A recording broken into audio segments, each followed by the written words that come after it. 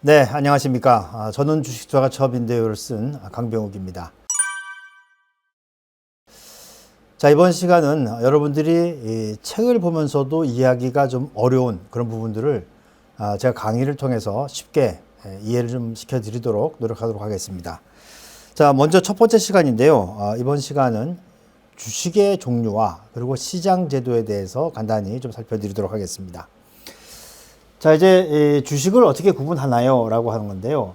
주식은 뭐 다양한 종류가 있습니다. 여기에는 이제 학문적으로 쓸 수 있는 부분도 있고 또 시장 내에서 우리가 부르는 그런 내용도 있습니다. 그래서 학문적으로 볼 때는 먼저 보통주와 우선주 이렇게 구분을 먼저 합니다. 그래서 보통주, 우선주에 대해서는 잠시 뒤에 다시 좀 설명을 드리도록 하겠고요. 그리고 이제 우량주라고 하는 것은 학문적인 용어는 아니에요. 이거는 이제 시장에서 소위 블루칩이라고 하는 그런 주식들을 말하는 것이죠. 예를 들면 뭐 삼성전자라든지 현대차라든지 이렇게 아주 큰 그 그룹에 속해 있고 또 매출이 많고 또 이익도 굉장히 안정적으로 나오는 그런 회사들을 우리가 이제 우량주, 특히 블루칩이라고 합니다. 이게 블루칩이라고 하는 이름을 붙인 이유는 이건 사실 이제 카지노와 관련되는 겁니다. 카지노에 가보면 파란색 칩이 가장 비싼 거예요. 그래서 가장 비싸고 그리고 또 가장 우량한 이런 것들을 일컬어서 블루칩이라고 한다라고 여러분들이 보시면 되겠고요. 자, 그리고 이제 공모주, 국민주 이렇게 그 구분도 하는데요. 공모주라고 하는 것은 뭐냐면 공모는 이제 영어로 보면은 퍼블릭한 거예요. 퍼블릭하다라고 하는 건 뭐냐면 많은 사람들로부터 자금을 모을 때 그때 이제 주식을 우리가 이제 발행하는 것 이걸 이제 공모주라고 합니다. 근데 이제 법률상으로 보면 공모주라고 하는 것은 50명 이상으로부터 자금을 모을 때 그때 사용하는 것이 바로 저 공모라고 하는 것을 하게 되는데요. 이 공모를 할 때 굉장히 큰 이 덩치의 기업들이 있습니다. 예를 들면 뭐 지금은 좀 많이 지나가긴 했지만 포스코라든지 아니면 한국전력이라든지 이렇게 아주 자본금이 큰 기업들은 많은 사람들에게 주식이 분산되잖아요. 그래서 이제 국민들 모두가 다 가질 수 있다라고 하는 의미에서 국민주 이렇게 얘기를 하고 있고요. 최근에 삼성전자 같은 경우에는 발행 주식 수만 60억 주입니다. 60억 주니까 우리나라 인구들이 다 가져도 되는 거죠. 그래서 이제 공모를 할 때 기업 규모가 큰 그런 이 주식은 특히 이제 국민주, 이거 그냥 뭐 일반 다중들이 다 가질 수 있는 그런 주식이다라고 이제 얘기할 수가 있겠고요. 그리고 이제 또 구분할 때 가치주, 성장주 이렇게도 구분하는데요. 가치주라고 하는 것은 기업 가치가 있는 거예요. 우리가 이제 이 책을 통해서 계속 이야기가 되겠지만 이 가치라고 하는 것은 첫 번째 이익 가치, 이제 뭐 순이익이 많이 나는 그런 기업들 이야기하겠죠. 자산 가치, 그 기업이 보유하고 있는 자산이 아주 많은 그런 것들 얘기하고, 특히 이제 성장에 대한 가치가 있는 기업들이 있습니다. 예를 들면 굉장히 빠르게 성장하는 산업 내에 있는 그런 주식들이 있어요. 이런 거를 특히 빼서 성장주라고 부릅니다. 성장주. 그래서 가치주는 일반적으로 보면은 뭐 이익 가치나 아니면 자산 가치, 매출 가치 이렇게 따져보고, 특히 그 중에 성장 가치가 뛰어난 것들은 성장주라고 따로 이야기한다라고 보시면 되겠고요. 그리고 이제 또 하나 볼 수 있는 것은 경기 방어주와 경기 민감주가 있어요. 우리가 이제 그 경기에 대한 이야기도 이후 시간에 하게 되겠지만, 경기라고 하는 것은 좋을 때가 있고 나쁠 때가 있는 거거든요. 이럴 때 이제 그 경기가 좋고 나쁘고 할 때 이때 경기에 아주 민감하게 반응하는 그런 그 주식들이 있습니다. 특히 경기가 좋아질 때 이때는 운송 관련주라든지 그렇지 않으면 소재주, 여기서 이야기할 때 소재라고 하는 것은 산업의 밑받침이 되는 그런 이 물건들이 있죠. 예를 들면은 석유화학이라든지 아니면 철강이라든지, 요즘엔 뭐 어디에다 다 들어가니까 반도체 이런 것들도 소재가 될 수 있어요. 이런 주식들을 이제 경기에 민감하게 반응한다고 해서 경기 민감주라고 합니다. 그럼 경기 방어주라고 하는 것은 뭐냐? 경기 방어주라고 하는 것은 경기에 좀 둔감하게 움직이기도 하고 또 특히 경기가 나쁠 때도 이 주식시장에서 어느 정도 실적을 유지하는 그런 기업들을 이야기하게 되는 것이죠. 예를 들면 경기가 아무리 나빠도 그때 사람들이 일상적으로 쓰는 물건들이 있어요. 뭡니까? 기본적으로 먹어야죠. 그리고 입어야죠. 그렇죠? 그리고 또 아프면 병원 가서 약 사 먹어야죠. 그러니까는 식음료, 또 섬유, 의복, 그리고 제약주 이런 것들은 이제 일반적으로 경기 방어주에 들어가게 된다. 이렇게 여러분들이 보시면 되겠고요. 자, 그리고 이제 세력주, 작전주 이렇게 되는데 이거는 이제 그냥 이름만 알려드리는 겁니다. 절대로 따라 하시면 안 되는 겁니다. 세력주라고 하는 것은 일반적으로 테마 같은 것들이 엮였을 때 이때 주식시장에서 막 주식을 사 모으는 이런 그 사람들이 있고 작전주라고 하는 것도 그래요. 작전이라고 하는 것은 자유롭게 형성되어야 하는 그 시세가 누군가에 의해서 인위적으로 움직이는 그런 주식들을 작전주라고 합니다. 그러니까 우리는 작전주라고 하니까 막 주가가 막 올라가는 것만 생각하시는 경우가 있는데요. 주로 이제 주가가 막 올라가는 것도 그 작전에 들어가지만 시세를 고정시키는 것도 있어요. 예를 들면 매일 똑같은 가격으로 계속 유지시키는 것도 이것도 하나의 작전이 될 수 있습니다. 그래서 나는 뭐 주가를 안 올렸으니까 괜찮다 이렇게 생각하시면 안 됩니다. 여러분들도 이제 이 책을 보시고 그리고 이제 주식시장에 본격적으로 참여하게 되면 항상 그런 유혹을 느끼게 됩니다. 나도 작전에 한번 들어가 볼까? 큰일 납니다. 그러니까 이거 이제 이름만 여러분들이 알고 계시는 게 좋겠다 생각이 되고요. 그 다음에 이제 이 테마주입니다. 테마주라고 하는 것은 주로 이제 이슈가 있는 것들을 따라가는 것이죠. 예를 들면 이제 정치 시즌이 오게 되면은 예를 들면 정치인 관련주라든지 아니면 정책 관련주라든지 이런 것들도 하나의 테마가 될 수가 있겠고, 그 다음에 이제 새로운 산업들이 나올 수가 있겠죠. 예를 들면 뭐 메타버스라든지 아니면 코인이라든지 이런 것들도 하나의 테마가 있을 수가 있겠고, 그리고 또 특별한 산업 내에서 기초 소재가 되는 것들이 있어요. 예를 들면 뭐 전기차라고 했을 때 배터리 관련주라든지 이런 것들도 다 테마로 엮어볼 수가 있는 겁니다. 그래서 테마라고 하는 것은 뭐 하나의 딱 고정된 것이 아니고 시대에 따라서 계속해서 나올 수 있는 것들이 바로 테마주다라고 여러분들이 보시면 되겠고요. 지금 이제 가장 눈에 띄는 것은 파리 기후 협약이라든지 아니면 탄소 중립 이런 것들이 나오게 되면 이제 뭐 녹색 관련주들, 그린 산업, 그다음 또 우리가 이제 고령화 사회로 가게 되니까 뭐 실버 산업 이런 것들도 다 테마주로 묶일 수가 있다. 여기까지 제가 말씀드린 것은 이제 시장에서 우리가 일반적으로 그 주식 투자를 할 때 부딪히게 되는 그런 용어들로 여러분들이 보시면 되겠고, 지금부터 이제 말씀드리는 것은 이제 학문적으로 또 내지는 이론적으로 이야기가 될 수 있는 것들인데요. 우리가 이제 주식이라고 하면 일반적으로 보통주, 우선주, 그리고 후배주 이렇게 세 가지로 이제 구분을 하게 됩니다. 근데 많이 쓰는 것은 보통주하고 우선주를 많이 써요. 왜냐? 우리나라에는 후배주는 없거든요. 그래서 보통주라고 하는 것은 뭐 특별하게 어떤 조건을 가지고 있어야지 보통주가 된다 이런 건 아닙니다. 이런 건 아니고, 보통주라고 하면은 그 기업이 발행을 한 주식 중에서 가장 기준이 되는 주식을 바로 보통주라고 해요. 그렇다면 보통주보다 우선하는 권리가 오는 것들을 이제 우리가 우선주라고 이름을 부르게 되는 것이죠. 그러니까 보통주보다 우선하는 것은 어떤 권리가 있을까요? 예를 들면 배당을 먼저 받는다든지, 그렇지 않으면 회사가 청산할 때 그때 이제 남아있는 그 자산을 자녀 재산이라고 부릅니다. 좀 말이 좀 어렵긴 합니다. 남아있는 자산. 이걸 이제 주주들에게 분배를 하는데, 이 분배를 할 때 보통주에 앞서서 먼저 이 자녀 재산을 분배받을 수 있는 그런 권리, 이렇게 이야기를 하고 있는데요.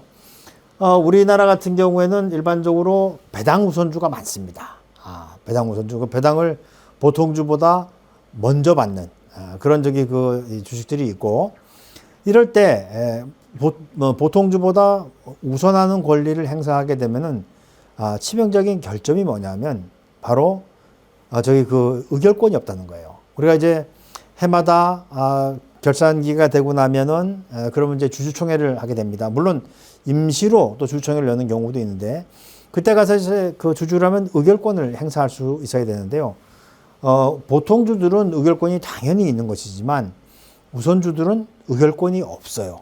그러다 보니까 우리가 이제 이 재무학에서 보면 우선주 같은 경우에는 주식으로 보지 않고 채권으로 보는 경우가 많다. 채권이 가지고 있는 가장 큰 특징은 정해진 이자를 받으면서 의결권을 행사할 수 없는 것들을 말하는 거거든요. 근데 그렇다면 우선주라고 하는 것이 뭐 무조건적인 그 의결권이 없느냐? 그건 아니에요. 그러니까 예를 들면은 어느 해에 내가 우선적인 권리를 행사하지 못하는 그런 때가 오면 그러면 그 해 안에서 의결권이 생깁니다. 근데 우리나라에서는 아직까지 그런 일이 생긴 적은 한 번도 없어요. 만약에 우선주주가 의결권을 행사하는 그때가 왔다라고 하면 그 회사는 망한 걸로 보셔도 크게 다르지 않고요. 그 다음에 이제 이 배당 우선주에 대해서 좀 이야기를 좀 해보면, 우리나라 같은 경우에는 1996년이 아주 굉장히 중요한 때입니다. 뭐 지금부터 한참 전 일이니까 여러분들이 이 연도까지는 외우실 필요 없어요. 근데 그때를 기준으로 해서 1996년을 기준으로 해서 그 전에 발행된 우선주를 구형 우선주라고 합니다. 구형 우선주. 그리고 1996년 이후에 발행된 그 우선주를 신형 우선주라고 불러요. 그러니까 구형 우선주는 어떤 우선주냐면 바로 보통주 플러스 1%의 배당을 더 받는 그런 우선주예요. 그러니까 예를 들어서 보통주가 적자가 나서 이 배당을 못 주는 그런 상황이 온다면 우선주는 1%의 배당을 받게 됩니다. 그렇게 되어 있는 거고, 1996년 이후에 나와 있는 그 신형 우선주는 발행 조건에 우선 배당률이 정해져 있습니다. 예를 들면 여기 이제 예로 나온 것처럼 7%의 우선 배당을 한다라고 규정이 되어 있으면 먼저 보통주에 앞서 가지고 7%를 먼저 받는 거예요. 그러면 이제 보통주는 우선주보다 더 작은 이 배당률을 받느냐? 그게 아닙니다. 이익이 많으면 우선주보다도 보통주가 더 많이 받는 그런 경우가 생길 수가 있다는 것이죠. 그럼 우선주주들이 배가 아플 거 아니에요. 그렇죠? 그래서 일반적으로 먼저 배당을 받고 그리고 보통주가 더 많이 받게 되면 그때 다시 참가해서 받게 되는 그런 우선주가 있다. 그래서 우선주 같은 경우에는 일반적으로 배당 투자를 중심으로 해야지, 이건 뭐 의결권을 가지고 그걸 노려서 하는 것은 아니다라고 보시면 되겠고, 또 특히 이 신형 우선주 같은 경우에는 조건이 붙어 있는 것들이 있어요. 예를 들면 뭐 상환 우선주라든지 아니면 전환 우선주라든지 이렇게 있는데요. 상환 우선주는 예를 들면 발행한 이후에 10년이 지나게 되면 뭐 상환해 준다든지, 원래는 이제 주식이라고 하는 것은 영구증권인데 만기가 없는 거거든요. 근데 조건이 붙어 있으면 상환해 줄 수도 있는 것이고, 전환 우선주 같은 경우에는 10년이 지나면 보통주로 바뀔 수 있는. 그래서 요거는 여러분들이 그 우선주를 투자하시게 되면은 우선주의 발행 조건들을 정확하게 읽어 보시는 것이 필요하다. 이런 말씀을 드리고요. 이렇게 이제 우리가 주식을 나눠 놓고 보면은 이 주식을 이제 거래를 해야 됩니다. 거래를 하는데 일반적으로 사람들이 주식을 어디서 사냐라고 물어보면 증권거래소에서 사는 걸로 알고 있어요. 그래서 이제 제가 이제 증권거래소에서 일을 할 때 보면은 증권거래소 시장에 막 와서 주식 사겠다고 하는 사람들이 있습니다. 그건 그렇게 되는 건 아니고요. 그 주식은 일단 뭐 거래가 되는 것부터 먼저 좀 말씀을 드리죠. 주식은 어디서 거래가 되느냐면 우리는 증권거래소 안에서 거래가 되는 것은 맞아요. 맞는데, 그런데 이 증권거래소라고 하는 것이 어느 나라든지 다 마찬가지로 회원제 조직을 가지고 있습니다. 회원제라고 하는 건 뭐냐면 증권거래소에 회원인 사람들만 모여서 거래를 할 수 있는 거예요. 근데 여러분들은 지금 주식을 사려고 해도 회원이 아니시잖아요. 그 어디로 가야 됩니까? 그 회원권을 가지고 있는 증권사로 가시는 거예요. 예를 들면 뭐 미래에셋증권, 키움증권, 삼성증권 이런 이 증권사들이 거래소 회원권을 가지고 있어요. 그럼 이제 여러분들은 그냥 그 증권회사 가서 나 이 주식 사고 싶다라고 하면 그 사람들이 사주는 겁니다. 그러니까 절대 여의도에 있는 거래소로 가시면 안 됩니다. 그 아셔야 되겠고. 그 이제 그 거래소 시장에 가보면 크게 유가증권 시장과 그리고 코스닥 시장 두 가지가 있어요. 여기 이제 보시면 이제 유가증권 시장이라고 하는 것은 과거에 이제 증권 거래소 시장을 이야기하는 거죠. 여기에는 보면 이제 일반적인 이 기업들, 뭐 그럼 일반적이지 않은 기업들이 있느냐? 뭐 있죠. 예를 들면은 벤처 기업이라든지 아니면 신성장 기업이라든지 이런 기업들이 있거든요. 그래서 이제 유가증권 시장에서는 일반적인 그 증권들이 거래가 되는데 자기 자본이 300억 원 이상이 돼야지만, 자기 자본이라고 하는 건 자본금 플러스 잉여금, 이렇게 그 자본 계정들을 가지고 있는 것들을 이야기하는 것이고요. 여기 코스닥 시장이라고 하는 것은 과거에 증권업 협회에서 개설을 했었는데 지금은 그 증권업 협회가 금융투자협회가 되어 있는 것이고요. 이것은 이제 미국의 나스닥이라고 하는 시장을 벤치마킹한 겁니다. 그런데 이 코스닥 시장도 지금은 이제 거래소 시장으로 들어와 있는 그런 상황이 되겠습니다. 그래서 일반 기업인 경우에는 이 자본금이 30억, 그렇죠? 정도 되고 벤처 기업인 경우는 이제 특례 조항들이 있기 때문에 요거 이제 나중에 따로 보시면 되고, 하지만 주식 투자를 하는 입장에서 그런 세세한 규정까지는 다 모르셔도 돼요. 왜냐하면 그것까지 다 알면 너무 머리가 아프거든요. 그래서 그건 이제 책을 통해서 여러분들이 공부를 하시면 되는 상황이 되겠고요. 자, 그 다음에 이제 또 시장이 더 있는데, 한국거래소, 우리나라 증권거래소에는 유가증권 시장, 코스닥 시장, 그리고 하나가 더 있다면 그게 바로 코넥스 시장입니다. 코넥스 시장이라고 하는 것은 코리아 넥스트 마켓이에요. 그러니까 미래를 생각하는 거죠. 그러니까 이제 코스닥 시장에 있는 것들도 신성장 기업이라든지 벤처 기업이라든지 이런 이 기업들이 상장할 수가 있지만, 코넥스에서는 그것보다도 더 좀 재무 구조가 취약하고 그리고 막 태어난 이런 기업들을 이제 상장시키는 걸 말하고요. 여기는 이제 KOTC 시장이라고 하는 건 뭐냐면, 이건 이제 금융투자협회가 비상장, 그다음에 상장 폐지됐던 그 종목들을 거래시키는 그런 이 전산 시스템을 말합니다.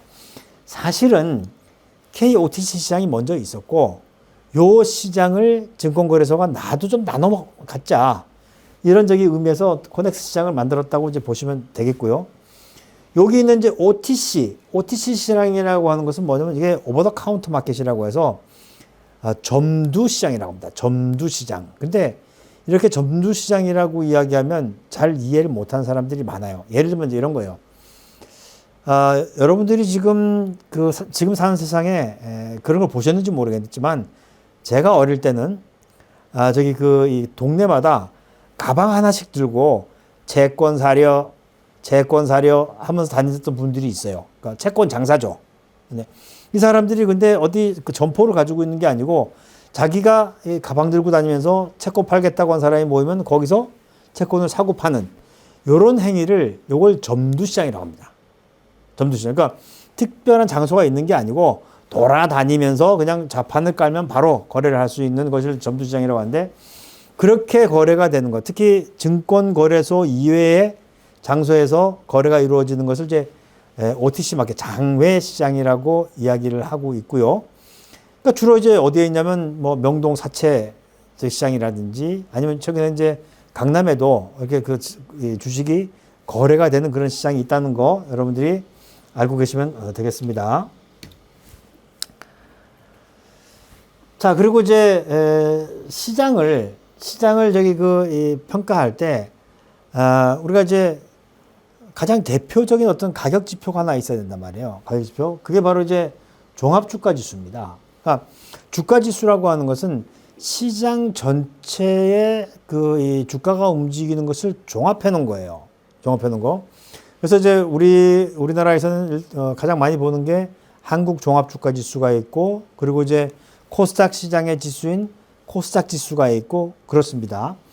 그런데 우리나라는 이제 좀 어려운 이야기이긴 하지만 시가총액식으로 구성되어 있는 지수예요. 시가총액식이라고 하는 건 뭐냐면 주식수 곱하기 주가 한 거예요. 그러니까 삼성전자의 총 발행 주식수 곱하기 현재 주가 더하기 SK하이닉스의 현재 발행 주식수 곱하기 주가 한 그 금액 더하기 쭉 다 더해 나가는 거죠. 그게 전체가 시장의 시가총액, 시장 가격으로 표시가 된 자본금을 이야기한단 말이에요.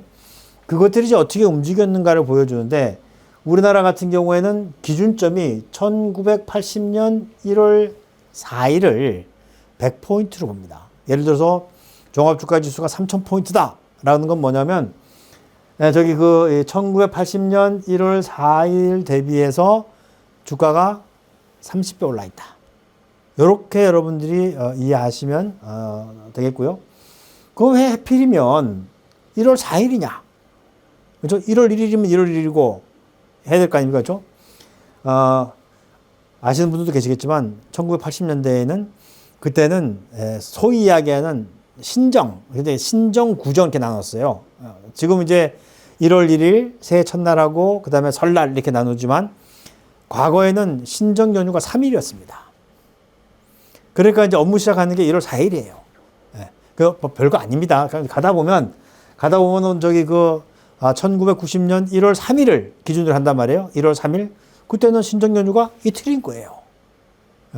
그거 가지고 너무 고민하지 마시고, 1980년이 기준이구나, 1990년이 기준이구나, 2004년이 기준이구나, 이렇게 여러분들이 이제 보시면 되겠고, 그 다음에 이제 요 하나 좀 주목해서 보셔야 되는 것 중에 하나가 뭐냐면 바로 코스피 200 지수입니다. 요 한국 종합주가 지수가 코스피 지수예요. 코리아 스탁 프라이스 인덱스라고 해서, 코스피 200이라고 하는 건 뭐냐면 우리나라에 선물, 옵션, 이런 이제 파생상품 시장이 있습니다. 요것을 거래를 하기 위한 그 지수를 하나 따로 만들어 놓은 건데, 요게 이제 바로 1990년 1월 3일을 이제 100포인트로 해서 만들어 놓은 것이 바로 코스피 200 지수가 있겠고, 그 밖에 이제 코스닥 지수가 있고, 미국에는 가장 대표적인 게 다우 지수입니다. 그리고 나스닥 지수. 이렇게 각각의 시장의 주요 지수들의 움직임을 여러분들이 알고 계시는 것도 중요합니다. 왜냐하면 전 세계는 지구촌이라고 해서 하나로 다 엮여져 있잖아요. 그러니까 미국 시장이 올라가면 우리 시장도 따라 올라가고, 또 미국 시장이 떨어지면 우리 시장이 떨어질 개연성이 높기 때문에 이런 것들을 여러분들이 하나씩 좀 알고 계시는 것이 필요하다 생각이 되고요. 자, 그 다음에 이제 요렇게 이제 우리 포탈에 보면은 그 지수들이 다 나와 있습니다. 그러니까 여러분들이 확인하는 것은 크게 어려움이 없다 이렇게 보시면 되겠고, 자, 주식은 이제 어떻게 거래가 되느냐 하는 건데, 모두 말씀드린 바와 같이 우리나라는 회원제, 그 증권거래소는 회원제예요. 우리만 그런 게 아닙니다. 미국도 마찬가지고, 그리고 일본도 그렇고, 중국도 그렇고 다 그렇습니다. 그래서 회원인 증권사를 통해서 거래를 하는 거예요. 그럼 나는 어떻게 해야 돼요? 회원권을 이용했으니까 증권회사에 수수료를 주면 되는 겁니다. 수수료. 여러분들이 그렇게 이제 보시면 되겠고요. 여기 이제 구조가 나와 있어요. 구조가 나와 있어서, 뭐, 예를 들면 이제 최근에 모바일을 가지고 또 비대면으로 이 계좌를 개설하지만 또, 은행에 가서 또 개설할 수도 있고, 또 증권사에 가서 개설을 할 수도 있고, 그렇단 말이에요. 자, 그러면 이제 HTS를 사용하는 사람들은 증권회사를 통해서 한국거래소로 주문을 하게 됩니다. 그러면 이제, 서로 이제 주문이 이루어지고 나면 체결된 것들을 다시 알려주는 그런 이제 구조를 가지고 있다라고 보시면 되겠고, 그 다음에 이제 이 증권거래소에서 실제로 매매가 이루어지는 거예요. 우리 눈에는 보이진 않지만, 우리는 그냥 증권회사를 통해서 주식을 사고 팔지만, 실제로 매매가 이루어지는 것은 거래소 안에서 움직이게 되는데, 그러니까 이제 거래소라고 하는 그 주체가 시장 관리자입니다. 근데 시장 관리자가 주식 거래를 하는 데 있어서 시장을 안정화시키기 위해서 좀 간섭하는 그런 그 제도들이 좀 있어요. 그래서 그것도 하나씩 좀 살펴드리면, 자, 제일 먼저 가격 제한폭 제도인데, 이걸 이제 다른 말로 하면 상하한가 제도라고 하는 거죠. 근데 지금은 결론적으로 먼저 말씀드리면, 지금은 전일 종가 대비 위로 30%, 아래로 30%, 그러니까 상하 30%의 가격 제한폭이 정해져 있는데, 근데 문제는 이 가격 제한폭이라고 하는 것이 딱 고정된 게 아닙니다. 과거 우리나라는 계속해서 가격 제한폭이 넓어져 왔어요. 그리고 우리 시장의 사이즈가 더 커지게 되면, 그러면 가격 제한폭이 또 확대될 가능성이 있습니다. 예를 들면 미국 시장은 가격 제한폭이 없어요. 일본 같은 경우에는 가격 제한폭이 상하 50%입니다. 우리나라는 30%고. 그러니까 이건 이제 고정된 게 아니기 때문에 현재 있는 것들을 여러분들이 아실 필요가 있다라는 생각이 좀 들고요. 그리고 이제 이번 시간 제일 마지막에는 뭐냐면 이제 매매거래 중단 제도가 있습니다. 매매거래 중단 제도. 이걸 이제 서킷 브레이커 이렇게 부르는데요. 이건 뭐냐면 주식 시장의 종합주가 지수가 갑자기 툭 떨어지는 거예요. 그러면서 이제 사람들이 그 정신없이 투매라고 하는 것은 막 주식을 막 던지는 이런 행위를 말한단 말이에요. 이렇게 되다 보면 잘못하면 경제 시스템이 망가질 가능성이 있습니다. 그렇기 때문에 이렇게 주가가 급락하게 되면 이때 일단 중단을 시킵니다. 이때는 거래를 못 해요. 그러면서 야, 우리가 이렇게 흥분할 필요가 있냐. 한번 냉정하게 돌아보자. 이런 이제 쿨링 타임을 갖는단 말이에요. 그래서 우리나라는 지금 현재 3단계로 되어 있는데요. 3단계로. 그래서 1단계는 일단 8% 이상 하락하면 20분간 중단을 시켜보고, 그 다음에 또 매매 거래를 재개시켜요. 그 다음에 추가로 떨어져서 15% 이상 떨어지게 되면 또 20분간 쉬면서 냉정을 찾아보자. 그죠? 근데 20% 이상 떨어지게 되면 그대로 끝냅니다. 끝내요. 미국 시장 같은 경우에는 지수가 20% 이상 떨어지면 그냥 그대로 끝냅니다. 왜냐면 거기는 이제 이 가격 제한폭이 없고, 우리는 이제 가격 제한폭이 있기 때문에 이렇게 단계별로 하고 있다라고 보시면 되겠습니다. 그리고 이 서킷 브레이커 같은 경우는 잘 걸리진 않습니다. 왜냐면 그렇게 주가가 뭐 20% 이상 툭 떨어지는 그런 경우가 많지 않기 때문에. 그런데 그래도 뭐 예를 9.11 테러라든지 이런 일들이 생기게 되면 올 수 있는 거니까 갑자기 매매 거래가 되지 않을 때 이거 왜 이러지? 이렇게 생각하실 필요는 없다. 이렇게 생각이 됩니다. 그래서 이번 시간은 이제 주식의 종류와 또 시장에서 이루어지는 제도들 살펴드렸는데요. 가장 중요한 것은 주식을 할 때 용어를 잘 알고 계셔야 됩니다. 그래서 용어 정리에 조금 더 신경을 써서 책을 봐주시기 바라겠습니다.